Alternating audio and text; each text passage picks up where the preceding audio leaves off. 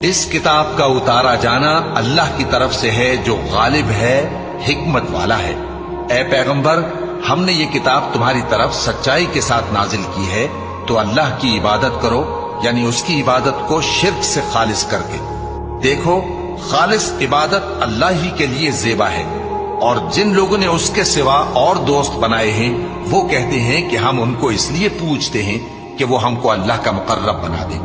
تو جن باتوں میں یہ اختلاف کرتے ہیں اللہ ان میں ان کا فیصلہ کر دے گا۔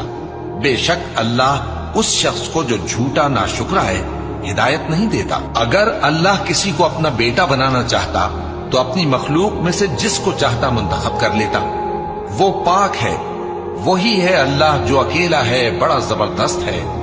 اسی نے آسمانوں اور زمین کو تدبیر کے ساتھ پیدا کیا ہے، اور وہی رات کو دن پر لپیٹتا اور دن کو رات پر لپیٹتا ہے، اور اسی نے سورج اور چاند کو کام میں لگا رکھا ہے، سب ایک وقت مقرر تک چلتے رہیں گے۔ دیکھو، وہی غالب ہے، بخشنے والا ہے۔